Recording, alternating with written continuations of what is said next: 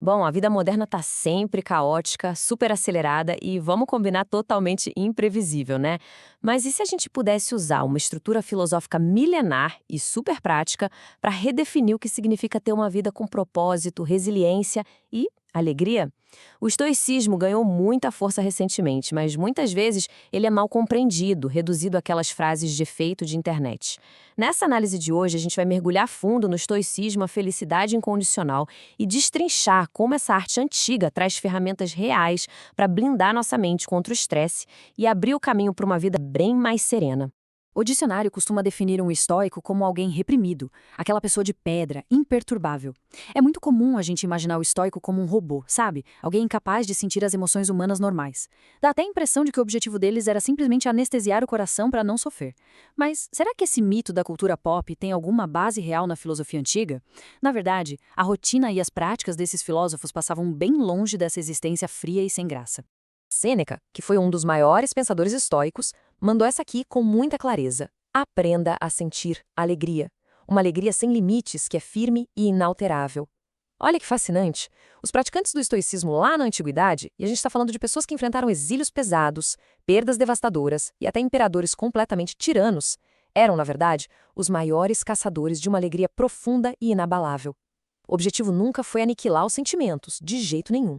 A ideia era treinar a mente para cortar aquele ruído mental destrutivo, tipo a raiva excessiva e a ansiedade crônica, e substituir tudo isso por uma vida fluida e ancorada na mais pura tranquilidade.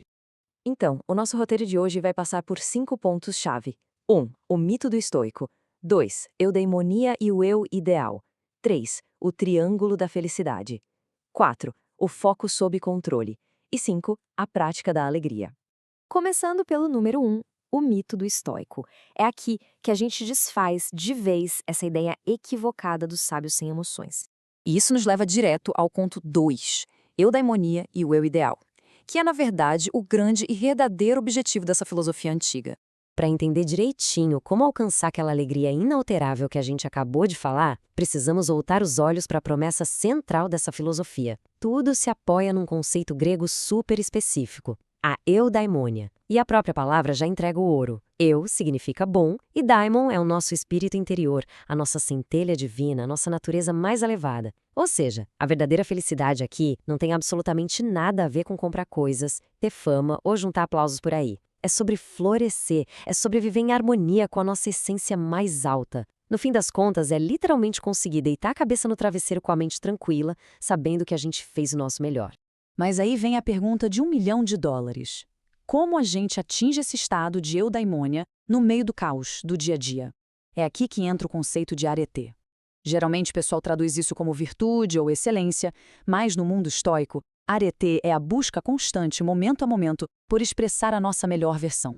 Não é um troféu que a gente põe na estante, é uma prática diária. É escolher respirar fundo e ter paciência em vez de explodir quando, sei lá, derrama um café na nossa roupa bem antes daquela reunião importante. É usar a moralidade nas pequenas coisas, transformando os BOs do dia a dia em oportunidades perfeitas para praticar essa tal de excelência. Pensa com a gente em 2 linhas invisíveis que guiam o comportamento humano. A de cima representa o que qualquer pessoa é realmente capaz de ser, o chamado eu ideal. A de baixo mostra as nossas ações do dia a dia, com aquelas pequenas falhas e reações instintivas. A grande sacada é que a verdadeira felicidade está no processo ativo de fechar o espaço entre essas 2 linhas. Quando a gente age muito abaixo do nosso potencial, bate aquela dissonância psicológica pesada, que é um terreno super fértil para a culpa, para o arrependimento e para a ansiedade crescerem. Agora, quando alinhamos a nossa atitude de agora com a nossa melhor versão, a gente simplesmente corta o mal pela raiz, eliminando o espaço onde o sofrimento mental se instala. E é assim que a gente abre caminho para a eudaimonia.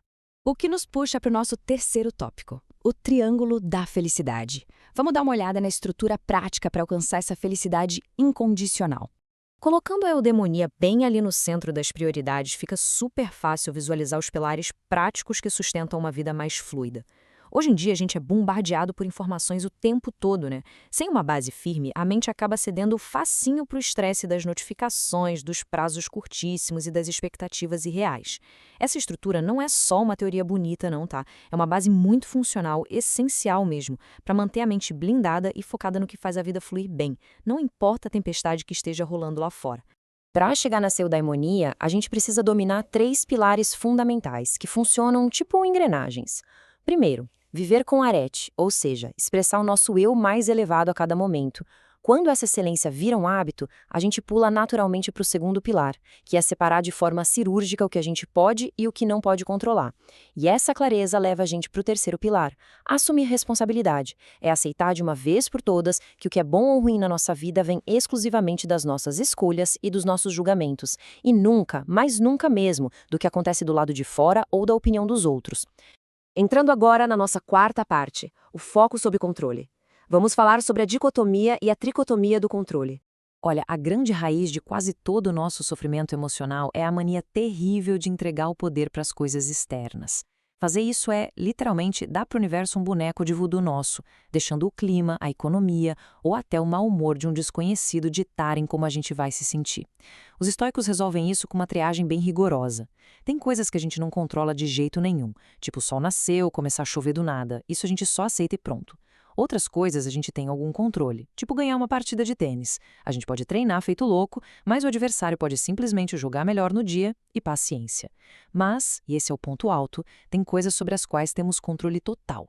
Nossos objetivos, nossos valores e nossos julgamentos. É igualzinho ao arqueiro. Ele foca 100% na postura e na tensão do arco, ao invés de surtar pensando para onde o vento vai levar a flecha.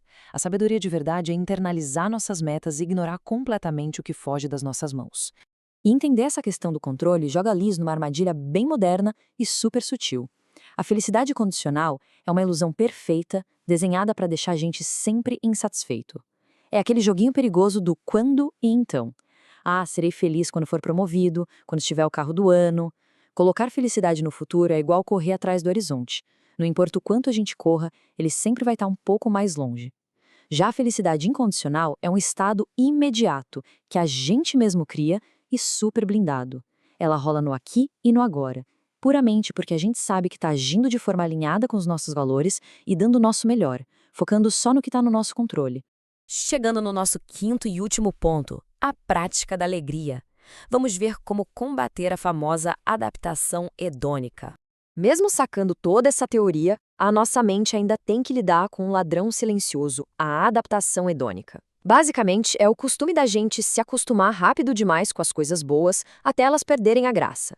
Sabe aquele celular de última geração que depois de uns meses vira só um aparelho qualquer no bolso? Ou a água quentinha do chuveiro que a gente só dá valor quando a resistência queima no meio do inverno? Pois é, isso é a adaptação hedônica agindo. A grande sacada dos estoicos para resolver isso é a visualização negativa. Parar de vez em quando e imaginar, de propósito, que perdemos coisas que amamos, tipo ficar sem internet por uma semana ou não poder caminhar, reverte totalmente esse processo. E olha, não é sobre ser pessimista ou atrair coisa ruim, tá? É uma baita ferramenta de recalibração mental. Ela faz a gente abraçar a vida atual com uma gratidão imensa, aproveitando cada privilégio do dia a dia, sem aquele medo paralisante de perder tudo. O detalhe que realmente sustenta toda essa mudança é entender que os seres humanos têm a liberdade máxima de escolha. Invariavelmente, o mundo vai jogar na nossa cara um monte de estímulos, muitos deles bem irritantes.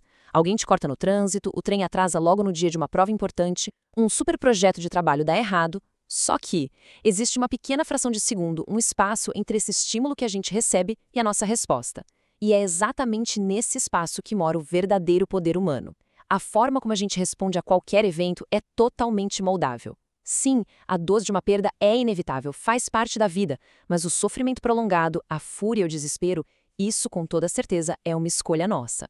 Para fechar a nossa reflexão, a alegria incondicional, serena e fluida, não é lenda urbana de sábios que vivem no topo de uma montanha. Ela está ali, super acessível. Ela aparece no exato momento em que a gente decide parar de se fazer de vítima das circunstâncias e assume a responsabilidade total pela própria mente, focando só no que podemos controlar. A pergunta de ouro que a gente deixa para pensar é a seguinte: como a nossa vida mudaria hoje mesmo se a gente simplesmente parasse de entregar a chave da nossa felicidade para os eventos externos que a gente não controla? Quando a gente para de terceirizar a nossa paz e começa a cultivar isso de dentro para fora, tudo muda. É com essa ideia poderosa que a gente encerra a nossa análise de hoje. Até a próxima!